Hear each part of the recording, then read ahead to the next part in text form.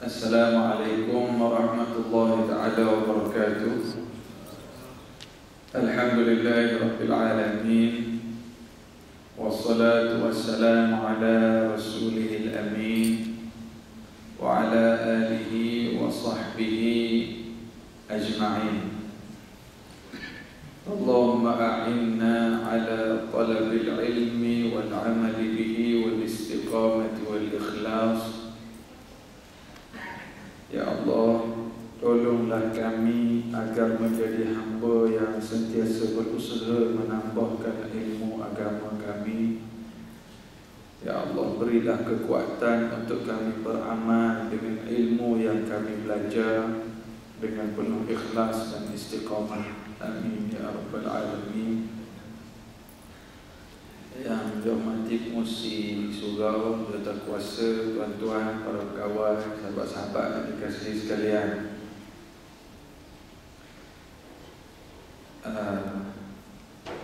Masa saya masuk tadi ada seorang dua sahabat-sahabat yang sedang berbaring lagi. Tak tahu lah belakang tu sekarang. Boleh teruskan berbaring, tak ada masalah. Tak apa, kita faham. Yang nak teruskan berehat, silakan. Yang nak dengar-dengar sambil-sambil mimpi pun boleh. Yang nak datang sini pun boleh, insya-Allah. Cuma yang datang ke depan ni panjang umur lah sikit, insya-Allah. Kita berada dalam bulan Muharram.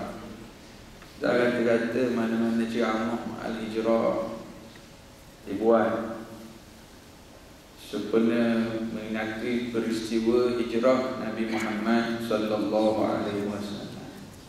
Dan selalunya hijrah ini dikaitkan dengan transform, tentang berubah, tentang jadi lebih baik.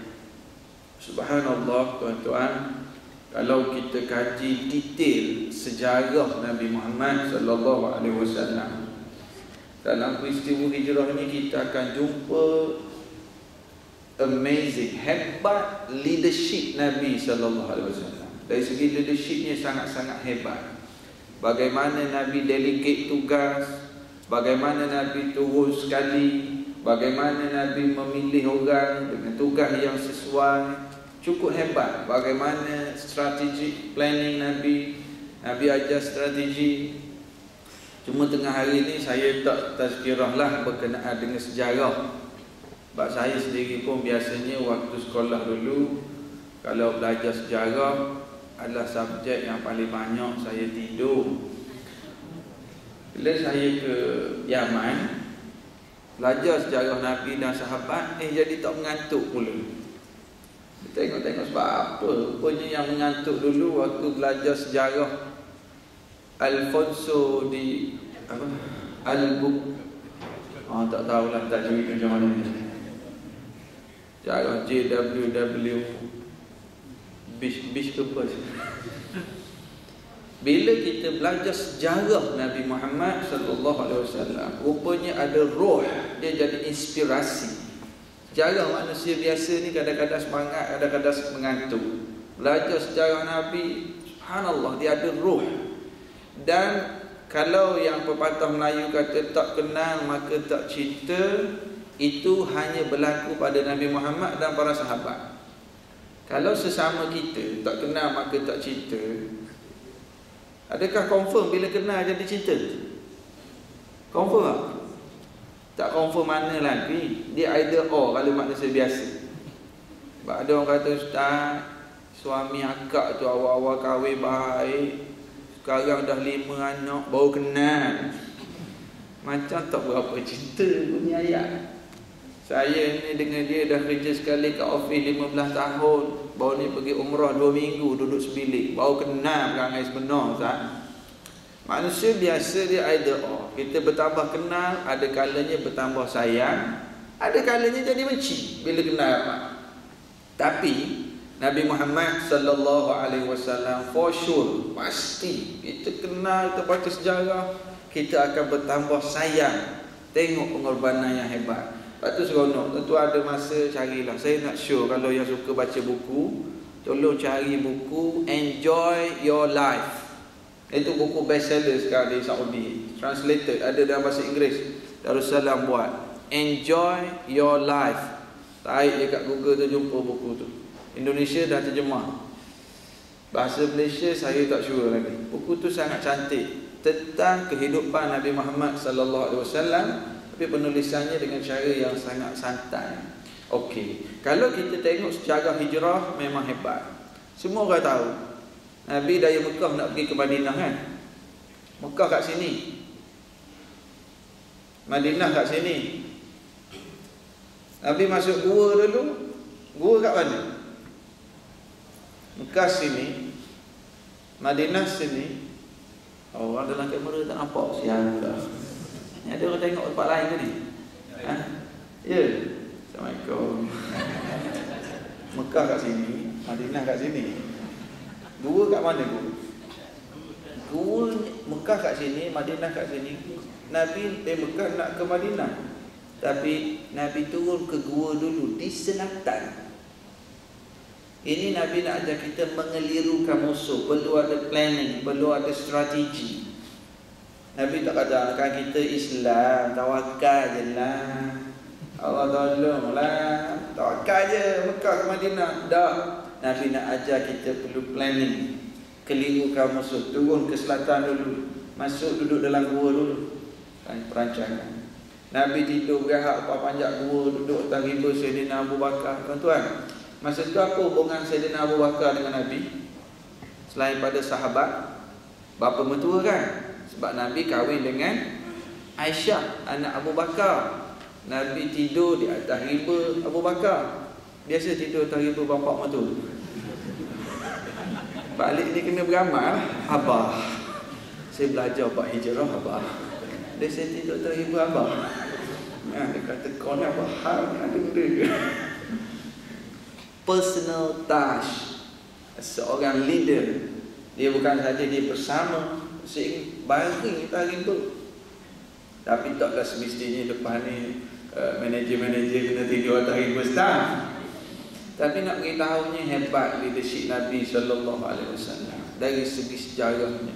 Nabi delegate tugas pada Asma, bahagian makanan. Abdullah bin Abu Bakar bahagian informal, cari maklumat. Tukang jaga kambing pun ada peranan untuk Islam. Bawa kambing, hilangkan kesan, kemudian supply susu, ada peranan untuk Islam. Setiap ruang, setiap tempat. Ini hebat kepimpinan Nabi sallallahu alaihi wasallam. Itu dari segi sejarah lah, banyak detail sejarahnya, panjang kalau kita nak cerita. Cumanya saya nak ambil kesempatan tengah hari ini. Biasanya orang menyebut tentang hijrah ini perubahan diri, berubah diri, hijrah. Dan sudah pasti ceramah sejam, tak sampai sejam tengah hari ini pun tak mampu nak mengubah orang. Saya ni bukan Doraemon, ada alat ting jadi berubah jadi baik. Tapi moga-moga sedikit perbincangan kita ada manfaat, insya-Allah. Saya melihat duduk di Kuala Lumpur ni, ramai orang yang kita jumpa bila bercerita, dia kata, Ustaz, saya awal-awal datang Kuala Lumpur ni, masa saya bujang, saya naik motosikal buruk je, Ustaz. 18 tahun yang lalu naik motor buruk, kerja simpan duit, lepas tahun setengah beli motor besar sikit. Lepas 3 tahun saya kahwin, dah ada isteri, beli kereta awal-awal, beli Kanch. Kan Mercedes kan orang panggil Merc. Tak ada, beli Kanch dulu, kancil. Dapat anak, balik kampung, seorang dua orang, beli kereta besar sikit. Lepas 22 tahun saya dah beli dah kereta impian saya. Silakan. Graf dia naik, graf dia menaik. Ustaz, saya awal-awal datang Kuala Lumpur dulu sewa bilik je, duduk geng-geng bujang. Lepas tu kerja, saya sewa flat. Lepas tu kahwin, saya sewa rumah. Lepas tu saya beli rumah teres. Lepas tu saya tambah bilik. Lepas tu besarkan pot. Lepas tu besarkan dapur. Alhamdulillah, graf kenderaannya menaik, graf rumahnya menaik. Persoalannya bagaimana graf ilmu dan amalan agama kita. naik seiring ke tidak? Kereta naik dah. Dulu, sekarang tahun 2014. Tahun 2004, kita baca tak tahiyat akhir? Baca lah ustaz. Saya semayang tahun 2004 dulu. Masa 2004 dulu baca tahiyat akhir, faham tak makna tahiyat akhir? Tak faham. Boleh teka dah ustaz nak tanya soalan apa ni?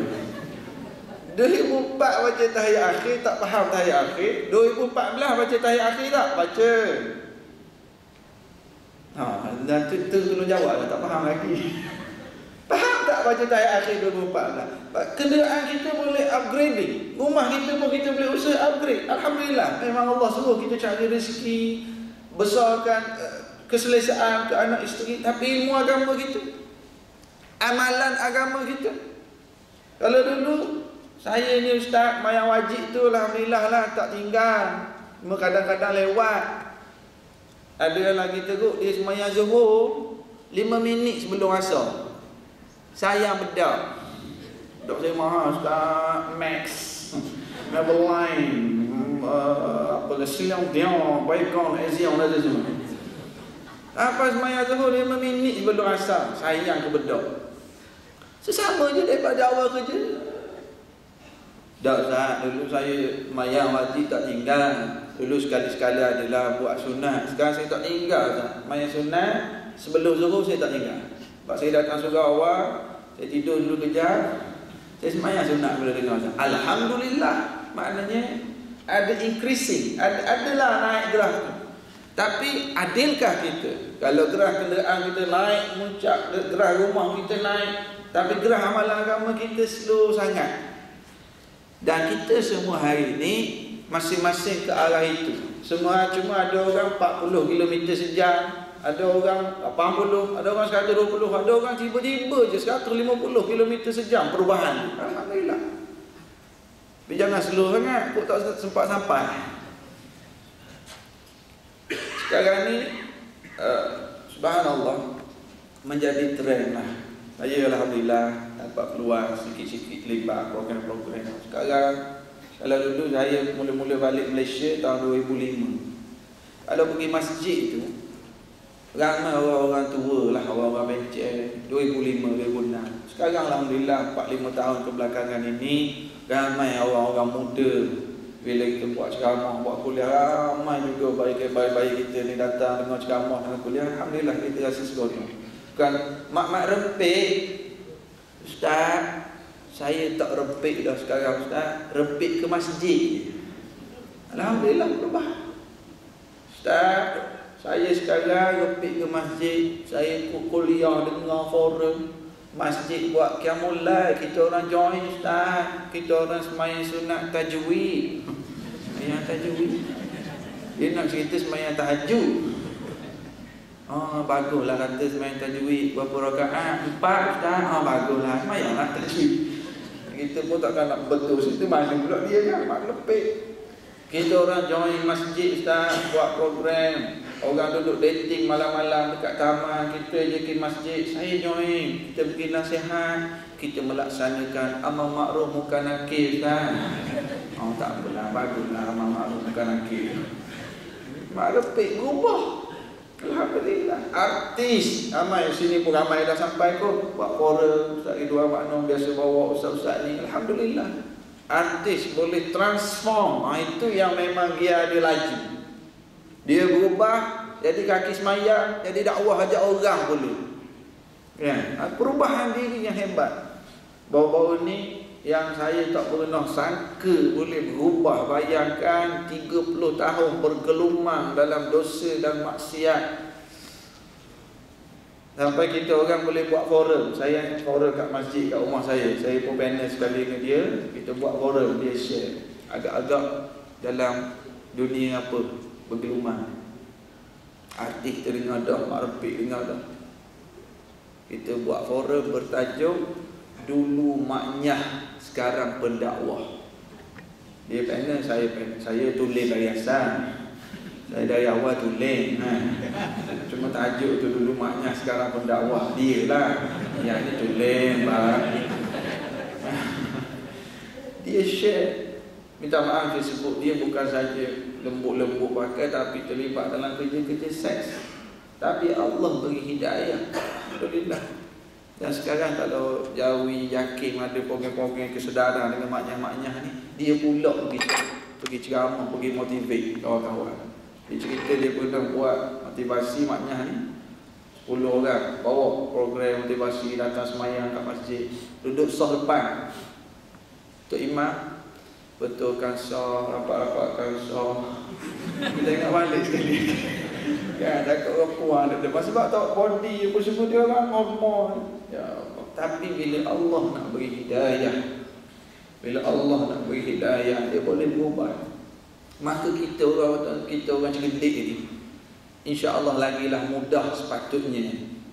Dah Ustaz, saya nak, tapi maka kita perlu ada support. Antara perkara penting bila bercakap bab transform, bab perubahan diri, yang memang kalau kita tengok zaman Nabi dulu, orang di Mekah minum arak boleh jadi orang yang saleh. Orang di Mekah bunuh anak perempuan boleh berubah jadi orang baik, kan? Orang Mekah bunuh anak perempuan, dapat baby gali lubang tanam. Itu jahiliah Abu Jahal. Sebelum tu ada satu lagi jahiliah, bunuh anak lelaki. Itu zaman siapa? Fir'aun. Jahiliah Fir'aun bunuh anak lelaki. Jahiliah Abu Jahal bunuh anak perempuan. Jahiliah sekarang lelaki ke perempuan? Dua-dua. Saya rasa kalau Abu Jahal hidup balik, dia kata teruklah you all ni. Dulu buang atau sampah, buang atau najis. Yang terbaru blend.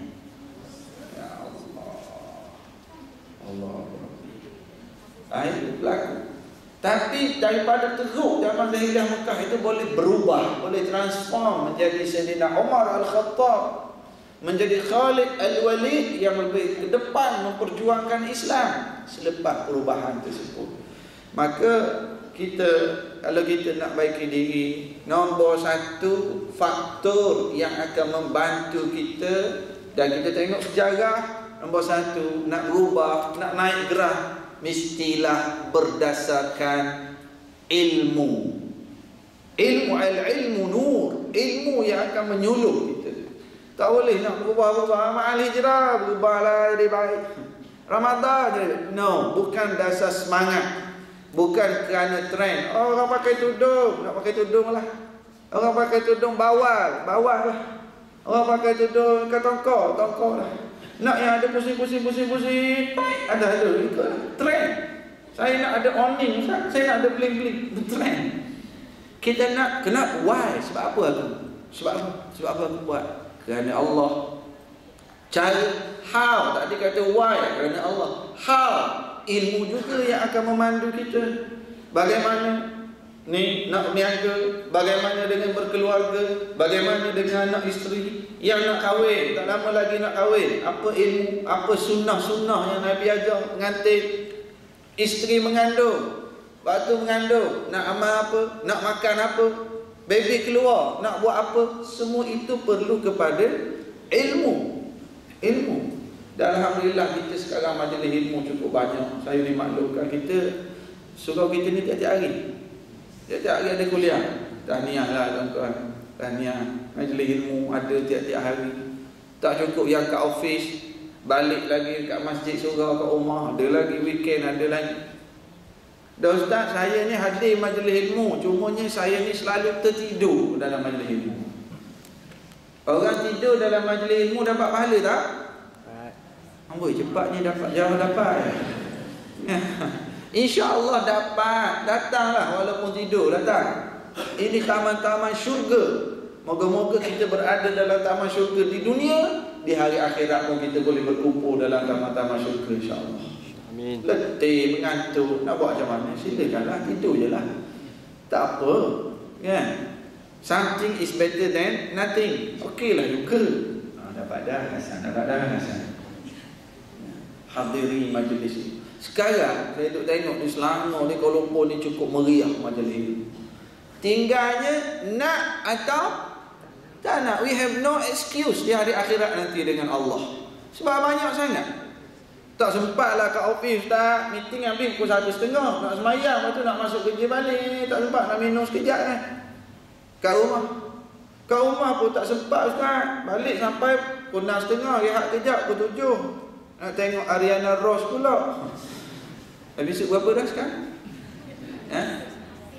Dah habis dah. Kau pun tengok. Kan? Sekarang dalam TV pun banyak majlis ilmu. Macam apa yang tuan-tuan biasa tengok? Tanyalah Ustaz lagi. Halakah tak tengok? Boleh jawab. Tengok sekolah tu. Apa lagi?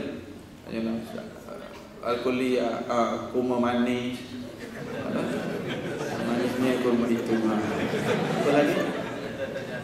Anda tanya nak jawab. Ustaz Don ada. Banyak kilauan emas. Tu kalau tengok motor.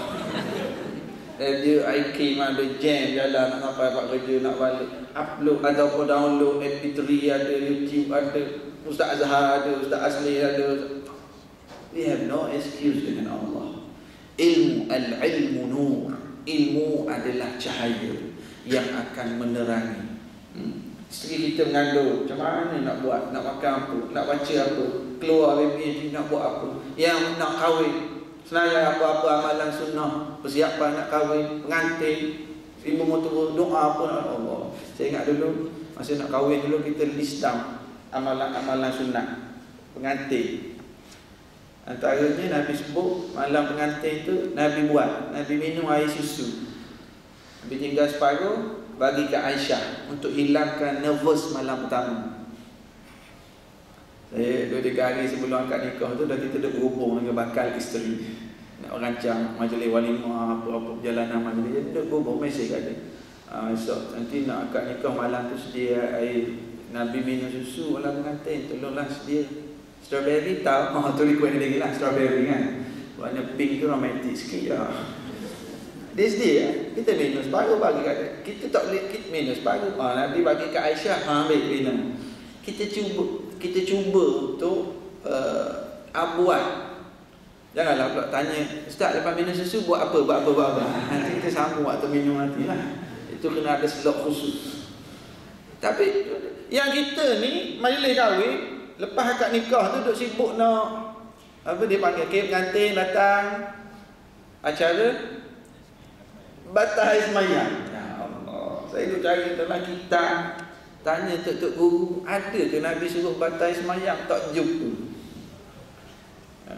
Yang ada Nabi suruh ambil air semayang ada. Suruh batal air semayang. Kadang-kadang pengantin tu sebelum kahwin tu 80 kali dah batal air semayang dua orang. Kono lepas nikah nak batal air semayang. Dah keluar beli kasut sekali dua orang naik motor, keluar beli baju sekali break batal air semayang, sekali break batal air semayang. Kan? Kono akad nikah nak batal. Ambil semayang ada yang sunatnya semayang, suami jadi imam, isteri jadi makmum.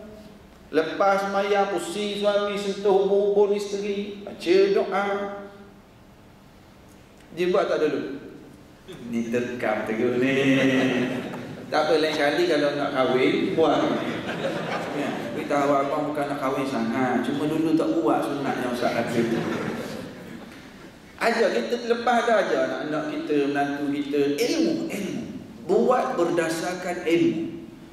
Itu majlis kahwin nak bilang satu-satu, ya Allah. Kelahiran, baby lahir, kita ada anak, baby lahir, sunat apa? Potong jambul. Bukan sunat potong jambul, sunat cukur kepala. Dan kadang pasangan-pasangan muda baru dapat anak sulung nak buat akikah hari ke-7. Tapi mak kata, nenek kata kena panggil kumpulan marhaban, kena selawat, kena sewa kemah, kena sewa kursi, kena buat.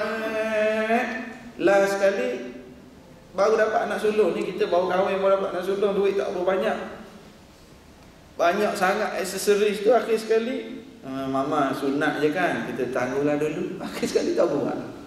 Sedangkan yang sunat akikah tu apa? Melih kambing. Ya orang makan, tak nak buat nasi beli roti. Lepas tu cukup kepala baby, rambut tu timbang sedekah habis. Tapi terlalu banyak aksesoris, akhirnya sunat je kan, kita tak payah buat lagi lah, lepas. Once a life. Ilmu. dalam bab niaga, dalam bab cari rezeki, dalam bab apa, biarlah berdasarkan ilmu. Hadiri majlis ilmu, bawa keluarga, bawa isteri, pujuk suami, bawa anak-anak. Inilah benteng terakhir ummah, masjid, surau. Ada seorang tu dia sembahyang sunat, lepas zuhur dia sembahyang sunat. Tiba-tiba ada orang datang curi belakang dia. Dia sembahyang sunat, dan kawan belakang mesti dah sembahyang zuhur kan? Sah tak tuan-tuan? Sah tak yang sembahyang zuhur? Sah tak? Macam confused. Tak, sekarang ni dia sembahyang sunat, orang ikut dia tu sembahyang zuhur. Sah tak orang belakang? Petronas ni alhamdulillah. Masalah dia ni, dia tak kerja Petronas, dia kerja galan. Dia tu confused. Sah tidak? Sah tidak? Aku sembahyang sunat. Sembahyang sunat, dia sembahyang zuhur. Dia nak inform orang belakang dia solat sunat. Allah, ya kat kuat Allah solat, dia letak tangan dulu belakang, dia buat gini, solat sunat. Dia nak beritahu solat sunat. Dia letak dulu belakang. Ya Allah. Tak payahlah buat solat sunat gitu. Sebab apa tu? Sebab dia confused. Dia confused. Masalah ilmu lah. Baru ni kecoh. Nak sembahyang, nak puasa sunat 10 malam, kena 10, 9 ke? Kalau buat 10 kena combine dengan Selasa ke? Confused. Tapi baguslah. Satu aspek bagusnya, kalau lagi confused lagi bagus. Lagi pening lagi bagus. Ada orang pula bersungguh, ustaz, ramai sangat ustaz yang datang kuliah, kadang-kadang ustaz ni kata begini, ustaz ni kata begini, kami lagi pening. Ada tak berlaku gitu tuan-tuan? Lagi pening, lagi bagus. Pening yang dapat pahala. Bila kita ada persoalan, orang yang pening, orang yang bila dengar kuliah, kalau dia lepas dengar banyak kuliah dia jadi pening, itu tandanya yang pertama, waktu kuliah tu dia tak tidur. Sebab orang tidur, dia lepas dengan kuliah dia tak pening pun. Dia selamat. Itu tanda dia tak tidur. Yang kedua, dia faham penjelasan Ustaz A dan penjelasan Ustaz B. Lepas tu dia pening. Kalau dia tak faham, okey. Tapi positif, orang yang ada motivasi, dia akan mencari jawapan sebenar pada persoalan yang dia confuse, dan dia dapat jawapan itu, dia akan pegang sungguh-sungguh. Dan pening ini, pening dapat pahala, tuan-tuan. Dulu pening juga, dulu pening nak beli handbag mana? Prada ke Coach ke Gucci, pening banget. Ya, nak beli jam tu, nak beli sport ring macam mana? Pening. Sekarang pening dengan ilmu. Alhamdulillah, dapat pahala. Tapi biarlah carilah jawapan kepada kepeningan itu. Ada orang dia pening, ustaz, macam mana ni subuh ni? Nak kunut ke tak payah kunut? Ustaz ni kata kena kunut, ustaz ni kata tak payah kunut. Saya sekarang tak main subuh langsung lah. Itu bukan solution. Orang yang hebat, dia confused tak apa, dapat pahala dengan confused, dia cari jawapan, dan itulah dia pegang. Seronok. Akan galakkan rupanya banyak lagi aku tak tahu. Carilah ilmu. Nombor 1, kalau nak cerita bab transform, biarlah berdasarkan ilmu. Hadiri majlis ilmu, baca. Dia ada satu lagi penyakit, dia hanya suka baca kitab Google. Bagus dalam internet sekarang, Masya Allah, banyak maklumat. Saya pun kadang-kadang nak pergi program, tak sempat, on the way tu je sikit cari hadis, cari apa. Tapi tak cukup semata-mata di internet. Kita perlu hadiri majlis ilmu, kita perlu dengan guru. Orang yang hanya refer dalam internet, tentu akan jumpa satu sifat pada diri dia, kurang adab. Dia akan jadi cepat nak berhujah. Bagus maklumat di internet, silakan, bacalah, carilah. Tapi kena hadir berguru, cari guru-guru, hadir ke majlis ilmu, duduk sama-sama dalam masjid. Sebab kita duduk sama-sama ini, nombor 1 kesan yang paling hebat, kita we are throwing our ego. Kita buang ke tepi ego. Tak tahu pangkat siapa kat sini, siapa bos, siapa orang bawah. Alhamdulillah, inilah tarbiyah Islam dengan solat berjamaah. Jadi itu hebat. Silakan baca internet, silakan baca buku, tapi juga kena hadir dan berguru. Bukan saya kata kena guru saya, tapi mana-mana guru yang mengajar. Ini Ini konsep dia, ilmu. Satu, Ustaz, saya belajar dah. Alhamdulillah, attend majlis ilmu, okey lah, ilmu sikit sekarang ni ada lah, tak banyak pun. Ini masalahnya kadang-kadang Ustaz, saya ni waktu dengar kuliah ni Ustaz, saya ni jadi warok dong wabarkun. Nanti balik office, mana pergi shopping, lepas tu pergi pucuk-pucuk, lepas tu pergi keluar, saya ni jadi lara bahan sendiri Ustaz. Tuan-tuan, suatu hari persoalan ini telah dikemukakan oleh sahabat Nabi Hanzalah. Hanzalah pergi jumpa Abu Bakar. Dia kata, wahai Abu Bakar, nafaqa Hanzalah. Nama dia Hanzalah. Dia kata, Hanzalah dah munafik. Abu Bakar kata, apa cerita? Munafik dah aku ni, kata Hanzalah. Abu Bakar kata, kenapa? Aku ni kalau duduk dalam majlis Nabi, aku rasa macam nampak syurga dengan aku. Jadi memang tobat dah, baik dah aku ni duduk mana. Tapi bila aku balik rumah, duduk dengan isteri, dengan anak-anak, pergi ke pasar, jumpa kawan, hilang balik. So aku kata, aku ni macam munafik. Duduk dengan Nabi baik, jauh sikit jadi lara. Abu Bakar kata, kalau begitu aku pun munafik jugalah. Lalu kedua-dua ini pergi mengadu pada Rasulullah sallallahu alaihi wasallam. Rasulullah kata, wahai Hanzalah, sekiranya kamu sentiasa kekal keadaan hidup kamu macam kamu duduk dalam majlis bersama aku, maknanya sepanjang masa macam nampak syurga neraka, nescaya para malaikat akan bersalaman dengan kamu. Kamu bersama malaikat lah. Tapi wahai Hanzalah, biasalah sa'atan wa sa'ah. Kita ni manusia, kadang begini, kadang begini. Iman ini bertambah berkurang. Sebab itulah kita kata ilmu satu. Yang kedua, nak bantu kita untuk transform, untuk baiki diri. Aspek yang kedua apa dia? Lepas ilmu, kawan. Dengan siapa kita berkawan?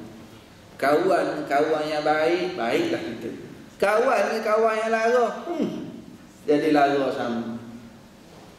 Ustaz, saya dah berjaya berhenti isap rokok Ustaz 3 minggu. Ustaz balik sekarang. Sebab apa? Kawan belanja. Kawan kata, kau, aku nak tengok je berapa lama kau boleh berhenti. Poya je tu nak berhenti rokok. Kawan. Kan? Kawan. Nak jadi baik pun kawan. Kawan kata, jom lah pergi dengar kuliah. Tazkirah, dapat pahala. Tak dapat pahala pun dapat tidur. Kawan itu yang ajak. Kawan, datang semua. Kawan, nak pergi main golf pun tak main lagi, berjudi dah. Tak tee off lagi. 30-10 ke hole by hole. Tak duit. Ya, kawan. Kita duduk padang, kau masuk green tu kawan jadi tak semayang. Kita nak semayang, so boleh buat dah ni nak masuk asar.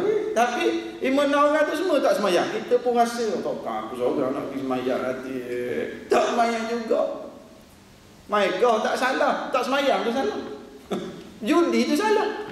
Kita berkawan dengan kawan-kawan yang ni masuk green ni, kotor habis luar dia ni. Jom semayang je. Kita yang tak semayang pun malu. Pergi semayang lah juga kita. Biasa kita kalau main golf datang bulan kan. Hari tu dah main dengan geng-geng semayang. Kawan-kawan saya geng-geng motor besar riding. Ada grup yang memang gerak dia dari masjid ke masjid. Dia kata, aku join puak-puak ni masuk waktu berhenti semayang geng motor besar. Aku pun jadi semayang sekarang. Sebab itulah Nabi kata, al-mar'u ala dini khalili falyanzur ahadukum man yukhalil. Seseorang itu berada di atas dasar agama ataupun amalan kawan. Lihatlah dengan siapa kamu berkawan. Berkawan dengan orang yang kaki mengumpat, gosip mengumpat. Kerja dia mengumpat orang, tak boleh tengok orang. Baju dengan tudung tak matching lah colour. Cuma nak mengumpat juga. Kan? Kerja dia mengumpat je. Dia tu kat office dia, kita pun jadi rasa shock juga cerita orang. Tapi saya kagum lah orang yang kuat mengumpat ni. Bila bulan Ramadan dia boleh stop. Itu hebat. Itu bulan Ramadan dia boleh berhenti. Orang nak cakap kat tipah tu kan, dia kata itu bulan Ramadan ni saya puasa ni tak nak cakap apa. Tunggu lepas buka boleh. Lepas buka. Kawan. Sebab tu Nabi buat perumpamaan, berkawan dengan kawan yang baik seperti berkawan dengan tukang jual minyak wangi. Kita tak beli, tak dapat minyak wangi pun kita akan dapat wangian. Kawan kita duk jual minyak atar. Hari ni kita try 1000 bunga, esok try haramai, lepas tu try malaikat subuh. Bagus kawan, tak beli-beli pun masih try kan. Tapi okey lah, boleh juga wangi sikit-sikit. Kawan dengan orang baik, kawan je ni rajin datang kuliah, kawan je ni dalam grup WhatsApp dia. Grup tu grup kawan-kawan, geng-geng dicambak ilmu, geng-geng datang surau, gurau yang tak melampau. Grup WhatsApp. Dah Ustaz, saya memang ada grup macam tu. Grup larut dia juga. Ya, bila nak live grupnya? Saya bukan tak nak live grup Ustaz. Nanti kita live grup, orang kata sombong pula. Alasan. Kawan. Sebab itulah doa lah tuan-tuan. Doa, carilah kawan yang dare to say no pada kita. Dulu kita biasa-biasa, sekarang kita naik pangkat. Ada kawan yang boleh nasihat kita. Cari kawan yang boleh nasihat. Kadang-kadang bila kawan nasihat, kawan yang nasihat yang ikhlas, kadang-kadang tak kena pun dengan kehendak kita dia nasihat. Tapi carilah kawan yang nasihat kerana sayang. Ada kawan yang jenis mengampu je, puji, betul je gitu. Cari kawan yang boleh nasihat. Walaupun kita di level mana sekalipun, perlu sahabat seperti ini. Saya ingat masa belajar kat Yaman dulu, saya ada kawan housemate, dia ni tak berapa ada duit sangat. Kita ni cubalah meniaga-niaga sikit, cari-cari duit. Pergi pasal dengan dia, saya tak pandai sangat, dia pilih barang, saya bayar. Macam laki bini dah. Balik dia masak, dia tak pandai masak. Kita baca kitab, dia masak. Waktu makan sama. Lepas makan, saya pula basuh pinggan makuk, beriuk, dia pula baca kitab. Alhamdulillah balik Malaysia, dia duduk, dia ada jaga tahfiz kat Ghana. Saya duduk KL, alhamdulillah lah kita ada peluang, ruang dakwah, rezeki pun ada lebih sikit pada dia. Kadang-kadang ada orang di Kuala Lumpur ni nak bayar zakat, saya hantar duit zakat ke dia untuk sekolah tahfiz dia tu. Bukan duit saya pun, duit zakat orang kita tolong transfer. Tapi dalam keadaan kita duduk tolong dia ada perkara yang dia rasa tak elok tentang kita, dia nasihat. Masuk TV sekarang tak pakai kopiah dah.